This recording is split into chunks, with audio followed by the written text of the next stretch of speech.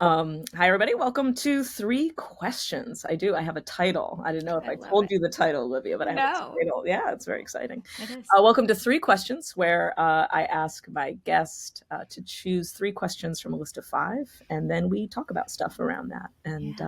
and connect. And today I am absolutely thrilled and honored to be talking to Olivia Wahl, who is the creator and producer and runner and all around goddess of the Ah, fantastic podcast solutions who that thank I love checking in when I can. It's incredible the work that you're doing.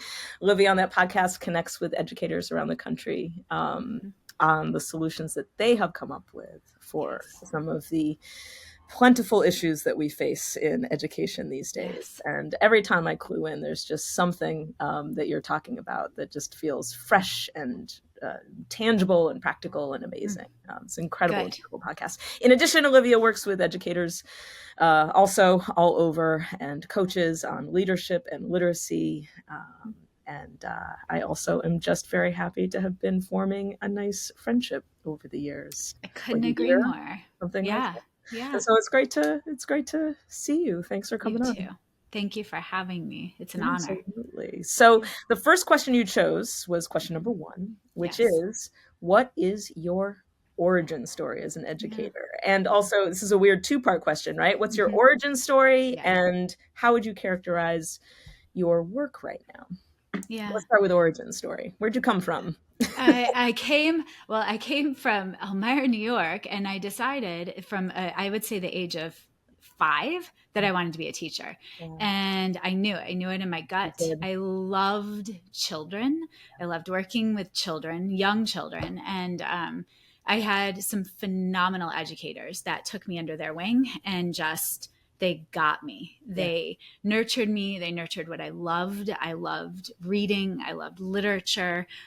And they actually, in the school system I was in, I had the privilege of having teachers that were with me in the elementary level. And then I had them again for middle school for a different Yeah. course. They kind of moved with me, Yeah. interestingly, in their careers.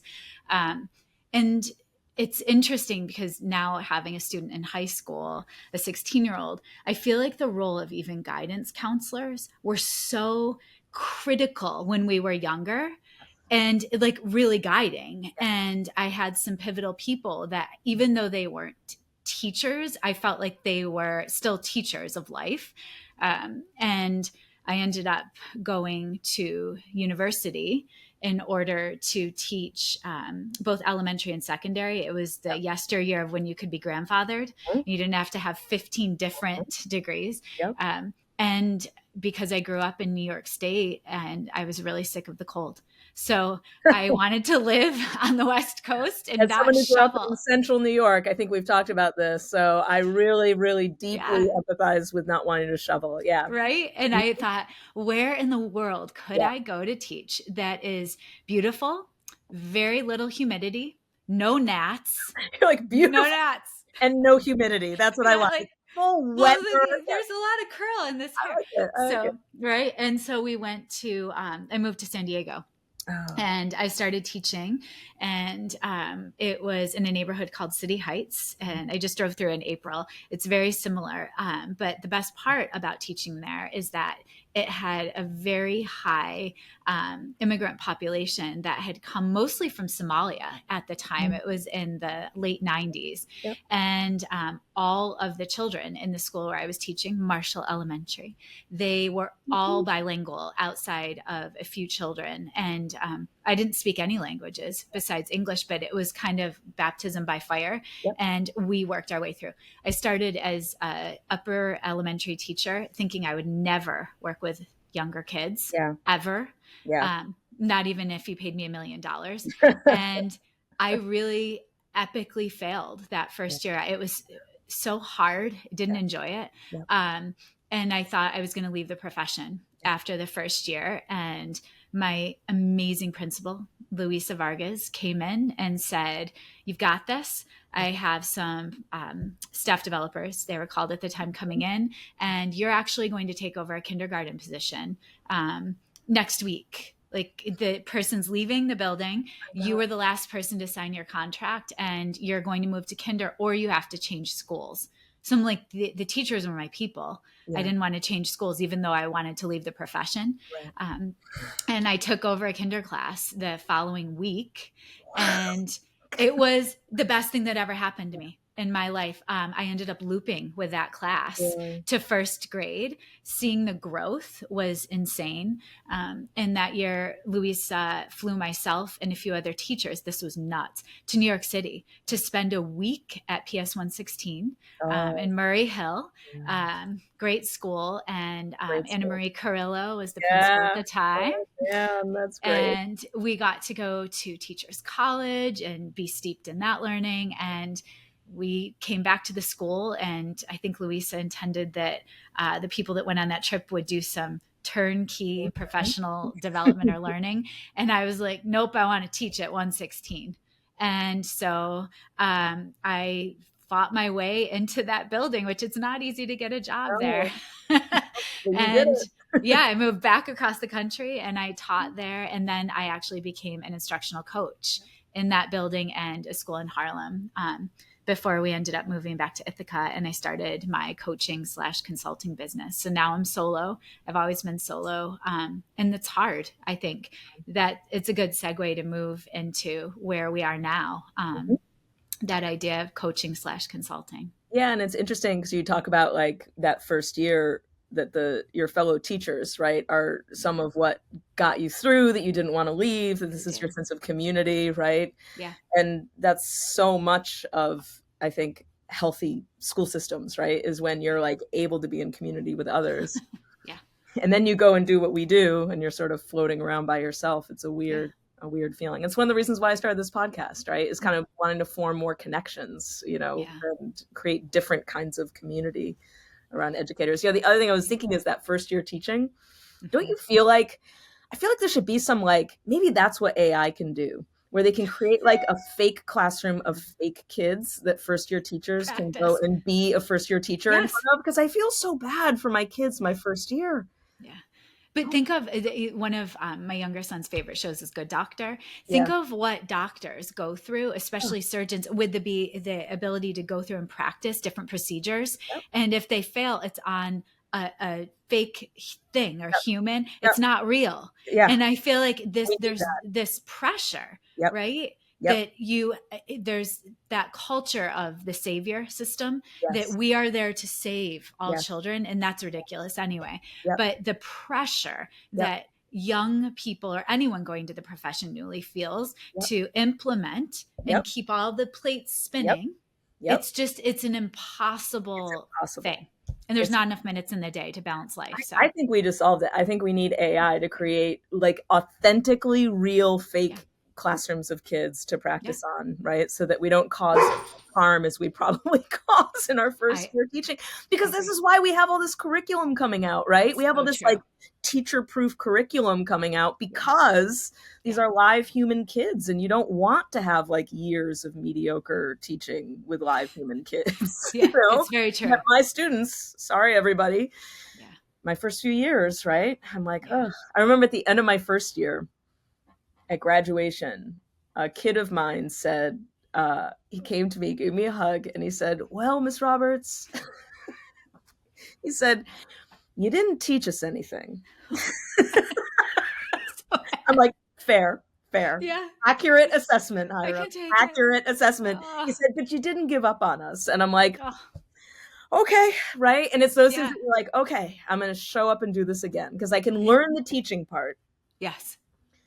as long as I have the don't give up on the kids part, Yeah. So right? you're walking in my mind though, Kate, because another question was about what I wish we could change Yep. too. Yeah. So And that's it. so, So let me officially say it. So question number 2 that you yeah, chose yeah, was, if you had 3 wishes for the American educational system, what would they be? Go. yeah. So my top wish Yeah. would be that we have a chance to do more what I would call lesson study based on the Japanese system, of that idea that we can name an issue or name something that we're seeing that we're struggling with collectively together, plan around it, and truly build in time in the week, even half days, for teachers to be released to Yeah. do that planning and Yep. then implement it. And that's part of the work I'm doing now, of that idea of learning lab or an impact cycle in a way. But I don't think we honor the notion of how much impeccable planning time goes into the seamlessness That's right. of what's happening in the classroom every day. That's right. And it does not feel good to wing it. It No, it doesn't. doesn't. Right. And No. so, a second thing I would say is I wish districts would stop investing in programs. I wish they would stop investing in looking at improving. There's language that we have to be really careful with, because it's that idea of the individual teacher. I need to hire better teachers or let go of teachers that aren't effective. I don't think it comes down to the individual teacher. I think it goes back to what you just said. It goes back to methods. I need to improve teaching, because we're all going to grow if we have sustainable structures and methods. So that would be 2. And I would say 3, I think teachers need to have more time to balance just the idea of community. And we need to do much more work around getting rid of toxic environments. Absolutely. There's a complaining nature that actually I've learned it changes the way your brain chemistry works. If you're in a culture that is constantly admiring problems without having anyone there to offer actual feasible solutions. So. Right. Well, this is interesting to me. So there's a lot of things you said that I want to tap into here, right? Because the first part, but now it's the second part that I'm really holding on to. So hold on, I'm going to write down the first part because my brain doesn't work and I'll forget what I said. Because I'm a professional. All right. The last thing you said about complaining is really interesting to me, because one of the things that I am oriented to, I feel like in these years of working with teachers, is the complaints. And that I've shifted in a lot of ways because I'm working with teachers so often. And it actually is all tied together to what you're saying. I love these answers for your wishes, right? Because like so much of my work, I think sometimes, is meeting teachers at their complaints. Yes. Right. And in fact, I now start most of my PD sessions being like, all right, here's the topic, complain, tell me, right? And like, let's get it all on the table. Because I think a lot of times there's sometimes an aversion to teacher complaints, right? Or the solution to teacher complaints by leadership is to be like, stop complaining, stop it.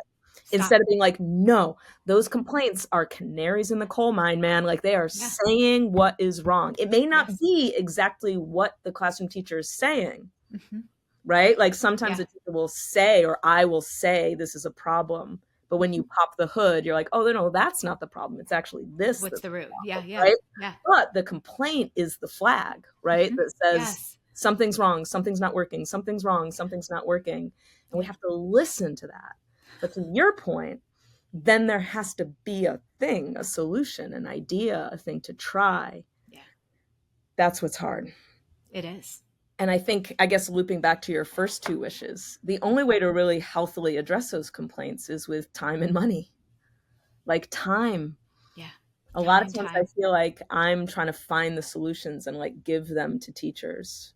But I love the work where we're collaborating together, right? Or we're doing a lesson study where we're saying, here's a problem. And it's not that I have the answer, right? But that we have time and space and funds to be able to find those solutions together. So yesterday I was with 2 school districts at the same time. It was kind of an end of the year culminating moment. And we did some work. I really appreciate Elena Aguilar's work around expansive listening. And we were saying, when people complain, it's often a perceived need. And I like the idea of it being a flag. If we don't start listening to people, it takes incredible vulnerability and trust, I'd say, to name, I need this, like naming. And I think this is healthy in life. You tell people exactly what you need for them. They may or may not show up for you.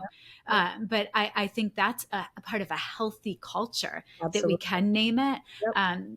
But I mean, part of the reason I started the Solutions podcast is because there's so many issues out there, and trying to find people that have actual solutions. Like they've implemented them. They are realistic, step by step, sometimes guides or hacks. I love Yeah. that it's just like get down and dirty with it. Yeah. But I just, if we don't start investing Yep. in teaching and helping people understand the methods, we're in trouble. We And I are think that's why people are burning out and feeling 100%. demoralized in a Yep. lot of ways. Well, because we keep just adding things to teachers' plates, right? Without listening to what they're complaining about really in any meaningful way, and Yeah. and responding to it. I Yeah. think sometimes, like, because I think about why we collectively, right, whether it's coaches, consultants, admin, right, just people in any kind of facilitating or leadership position, Yeah. why we struggle so much to like give that space, the engaged listening space. And I think part of it is that I know for a long time when teachers would complain about something I was talking about or something that we were discussing, Yeah. I would take it on as like it's my responsibility, like that they were accusing like Yeah. me. Do you know what I mean? They were saying Yes. me, what are you gonna do about it? And sometimes that was the energy, right? Sometimes there was that emotional energy of like, oh yeah, you say the kids need to read, but how do you do it? Like all Right. this list of stuff that gets in the way of that. But Yeah. getting away from that position of saying, like, kind of to your point, right? It's not about an individual teacher. It's also not about an individual leader No. or a consultant or a facilitator. It's about these System. systems of support, these Yeah. systems of professional development, these Yeah. systems that we construct. Mm-hmm. That's so much harder to solve. It is so much I harder. want to be the one who comes in and has the like pew pew Fix it. answers and here's the 5 tips that'll hack your independent reading Yeah. practices or something. And there's a use for that, but it doesn't go very far. No, but I think a huge part of that I've learned, especially over the last few years, is Yeah. the idea of parallel practice. Yeah. And everyone needs to have a seat at the table. Yeah. And voice. And so not just a seat, they need to be there first. Yeah. Too many meetings happen in isolation, and then that's where miscommunication and it just breaks down. But I would say that idea of parallel practice. I no longer ever ask, I'm going to go all the way to the student level. I would never ask students to do something or try something that I haven't asked teachers to do, that I haven't done myself. Yep. And Yep. even when I have the gift of starting to serve with a new school district now, I am ensuring that every single person in that school system has tried what we are going to ask teachers to try, and eventually teachers to ask students to try. I think that that's something that I never really had on my radar enough. And that builds respect right away. Right away. That's really interesting because I think, again, you're helping me sort of reboot. Like, I feel like there's ways that I've slipped into like sloppy practice too. Do you know what I mean? Of like, Yeah. I'm going to come in and give you the 5 hacks for independent reading kind of thing. And again, there's value there. I think that's good. But what I learned at the Reading and Writing Project, right, is that the best work you can do as a classroom teacher is to write and read. Live it. Right, and read. Right. Oh, you want your kids to write a literary essay? Cool. Write a literary essay. Like Yes. that will show you what you need to teach your kids. It will help you empathize when they struggle. It will help you come up with solutions for the problems that they face. Yeah. I love that. But the problem, again, we circle back, is that takes time. It takes time, not just like sometimes I'll have the time in the day, like, oh, I have a double period and we're doing lit essay. So I could like take, half an hour to do some of our own writing. That's fine. But it's also the mental time, the mental space. Like what I notice in my work, I don't know if you find it too, is that when I'm working with teachers, I'm in the middle of the school day most of the time. Yeah. And they're pulled from, everyone's tapped out and thinking about a million things. And then I'm like, okay, write a thesis statement. It's just like, I can't. Yeah. I'm thinking about too much. But in that exact same thing though, Kate, because we were just talking about belief statements, context statements. Yeah. And it's interesting because one building that I wasn't involved with had their teachers write their belief statements on the spot in like a 1-day professional learning experience. And it didn't go awesomely, like you can imagine. But then because of the retrospect thinking, no, it took me about 4 months Yeah. to work on my belief statements, send them off to someone else, get Yes. feedback, have them ripped apart and say Yes. like, no, tell me more, tell me more. Yes. And so why wouldn't we offer Yeah. our teachers Yeah. and even students that same amount of grace? So what does it mean to build in time throughout the year? And I guess what I'm saying is that I think the planning could be streamlined. We could plan 100%. so much more intelligently or efficiently than Yeah. we currently are. So Yeah. what matters most when it comes to planning is what I'm constantly asking myself, Yeah. right? It's not the day to day. That's what I used to focus on. That's right. The kids are going to give me my day to That's day, right. That's right. That's right. right? That's So it. I Yeah. think if we can take that off of teachers' plates, it's not following this slog through curriculum. Do this, do this, do this. Yeah. Like if we're following their lead, the kids always tell us Yep. what they need. If we're smart and we know here are priority standards, Yep. here's what we've got to Yep. think and speak to, and we've got to give them voluminous time. And to your point, right? Here's our priority standard, and this is very much my work and sort of my lane right now, right? Is this idea of like, here's my priority standard, and then as the teachers, we have to know deeply that priority standard. Do you know what I mean? Yeah. Like I'm continually like we need to break that standard down into the skills that it is composed of. Yes. And then we as the practitioners need to understand deeply and widely how that skill works in students and in text and in pieces of writing and all that kind of stuff. Yes. Right. And Yes. then I can teach. And then it doesn't matter what my curriculum is as much. Right. You want me to do that true. basal reader? I'll do that basal reader. Fine. You want me to do independent reading? I'll do independent reading. But I know how to teach the skills that are going to run through no matter what form the curriculum takes. Yeah. That's going to be much more effective. It just takes time. And, it makes me think, Olivia, that like so much of this is we've been around the block a little bit here in the field. And like we've seen the both pendulum swinging and new initiatives and all this stuff. And it's like, I think if I had a wish right now, it would be that we could just stop. Pause. Yeah. Pause. Stop adding things. Stop innovating. Maybe this is the most popular thing to record. But like, can we just stop and like let teachers settle and learn and create more thoughtful structures for PD and create more thoughtful structures for response and feedback and all that stuff. But like, we just keep piling on. So I think about like, I don't even care if I win. Like, I don't like the new curriculums that are out there. I don't like these textbooks. It's not my thing, right? I have real problems with how they are. I don't think they're great. Right. But I would even concede and be like, fine. Give everyone a textbook. But now stop. And let us learn how to use this material. There's a lot of people on Twitter who are talking about really thoughtful ways that they're taking the new curriculum and making it really work for kids. But every one of them says it takes so much time. Yes. Right? Yeah. And that's part of curriculum, is that any curriculum you get isn't going to be ready to go. Any curriculum you get is going to take time, right? To engage with.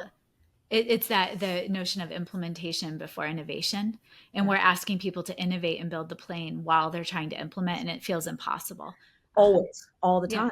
I feel like it's been happening since I've been doing this work, right? Is that everyone says that we're building the plane while we're flying it. Yeah, it's a lot. Gosh, Olivia, if we were in charge, things would be so much better. Yeah, it'd be really. I think teachers would feel a lot more heard because we actually. I think the most important thing is authenticity when it comes down to it, and I really care. This is important to me, and it's not about, as you said, winning. It's not about one way. It's really like, okay, we've got to figure this out and do what's best by kids, because that's what it all comes down to. And that's what the hardest thing is, right? Because it's like a lot of this isn't about kids. Kate. A lot of this isn't about kids. A lot of it's not about. It's about ego. And it's also not about teachers. Like I could also get down because like I'm kind of like I don't know. I have a little that like labor part of me, that like, union part of me that's like.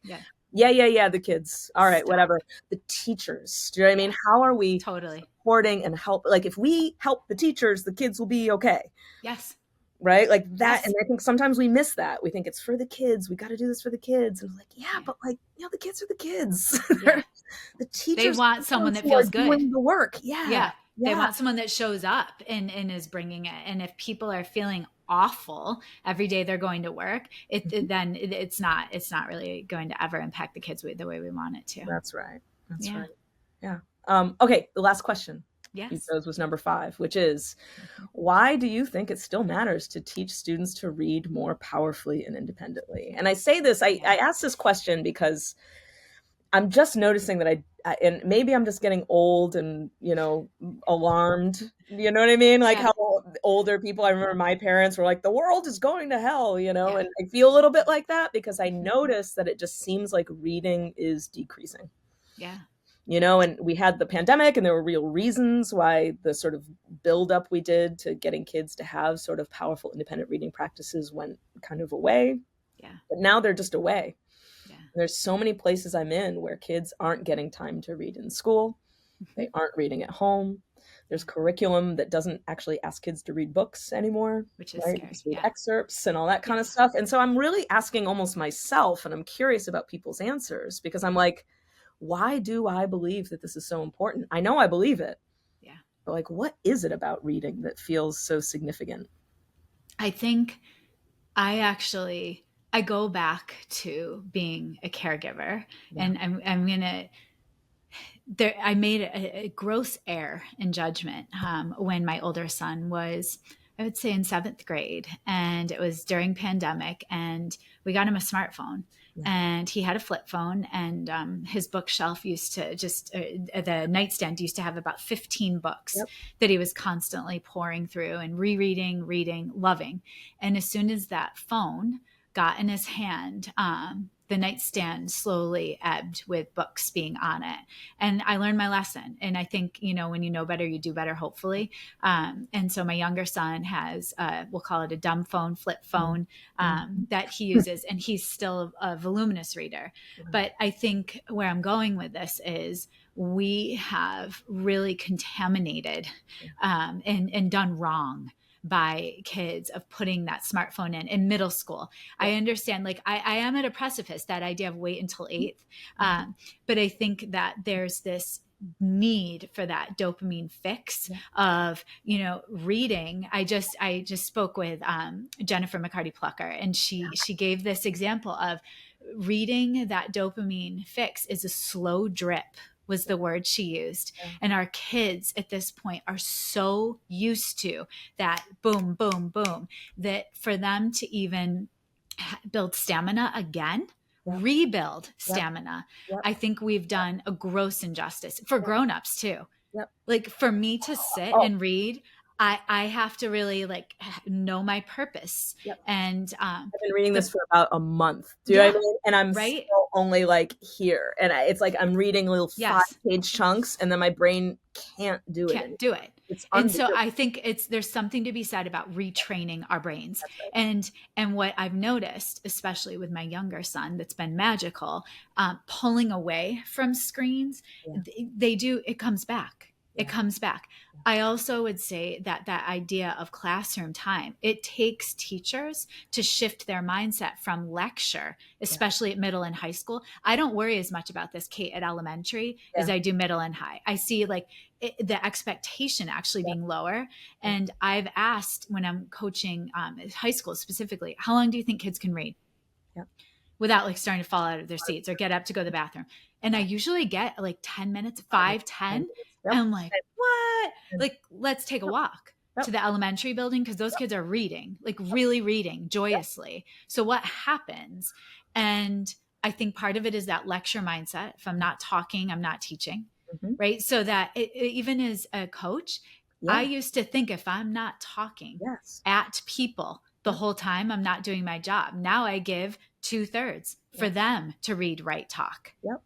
Yep. You have to have that time. You have to have that time. So, And it has to be preserved, right? And yeah. fought for. I Yeah. think, but it's hard now, right? Because I think there's this real loop, and it is everything we're talking about is sort of the same thing on some Yeah. level, because everyone's at capacity all the time and over capacity all the time. Yeah.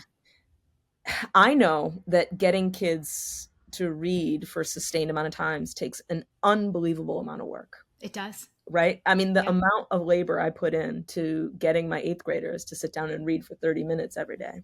Yeah. It was the hardest thing I've ever done as a teacher, right? Yeah. Much harder than lecturing, much harder than finding activities online and Mhm. taking the kids through the activities, much harder than going through a textbook. Yeah. Um, but if I'm at capacity and I have the choice Mhm. between, am I going to devote my year to the real struggle of getting kids to read independently Yeah. versus playing the audiobook of a whole class text, Right. right? Right. Yeah. Taking kids through a textbook, doing an activity, lecturing for 45 minutes. If I'm at capacity, I have to choose the thing that's going to keep me S- Showing up. okay, Yeah. showing up, doing Yeah. something, Yeah. right? And that's where you were saying, like, we need to make a kind of collective decision that, like, reading is What important. But I matters? love that idea that it's because, that I think sometimes with reading, I always struggle because some of my colleagues who Mhm. I love and respect and think absolutely are right on focus mostly on the love of reading, the beauty of reading, that reading's amazing. Yeah. You know what I mean? That like reading will Yeah. change your life. And I've had all those experiences for myself and with students and with my own children. Yeah. But that's not really why I care about it, right? Like Right. to me, that's like, okay, yes, that's one of the benefits of reading when you Right. click into it. But I think it is that attention, that Well, sort of muscle building of like, I yeah. can focus on something. I'm not fractured in a million places. Yeah. I'm able to sit down and attend to something And I is think a lot of it comes back to grown-ups though. that's right. So if in our homes, caregivers, Yeah. we like, I know we're stretched, I get it, but we also have to put our phones down Yeah, I and know. we have to model Yeah. reading. Yes. And that's, I think that's something that's definitely not happening. I don't think our kids are developing these behaviors on their own. I think it's being modeled for them. What do you mean, And Olivia? All I do right. is read and write in front of my children all the time. Yeah, all the time. All the All the time. time. All Just the time. poems. It's Yeah. amazing. So Yeah, literate it's over so there. beautiful. So literate. Really nice.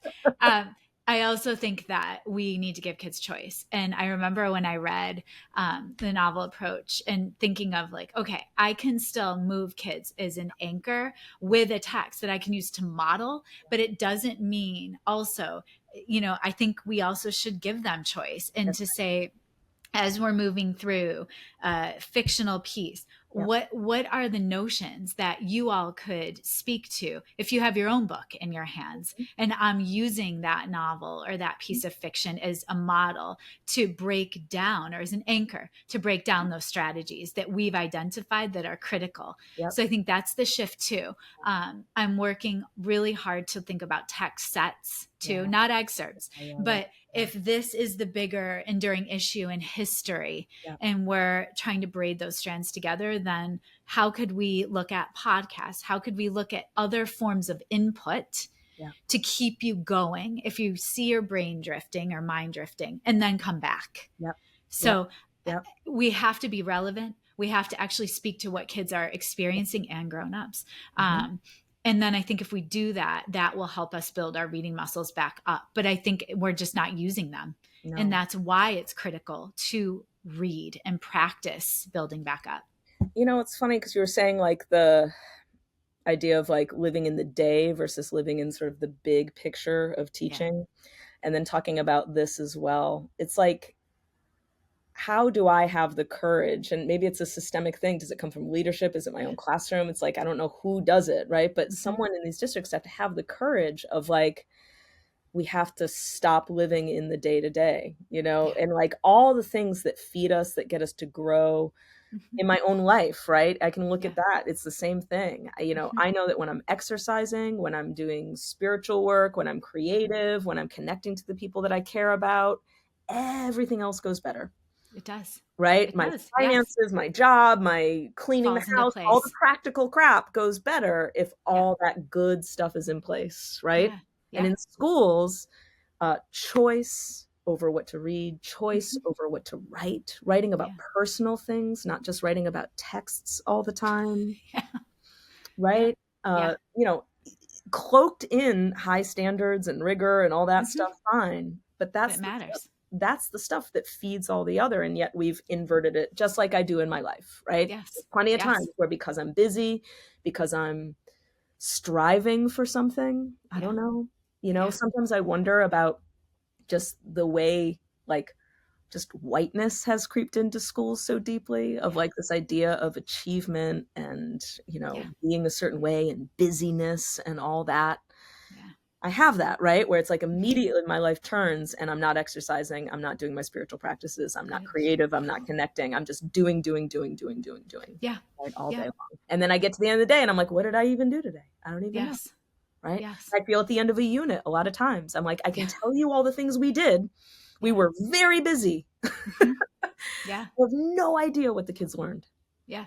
And then it goes back to the intentional planning. And so like, where are we going? What's the relevancy? And it, for me, it goes back to UBD and backwards Yeah, planning and just grounding ourselves. Because if you're comfy that you know where you're going, the kids will also know your why. yeah, And yeah, so I think all of it comes back to really all three questions yeah, come back to each of us individually knowing our why. yeah. Why do we show up every single day?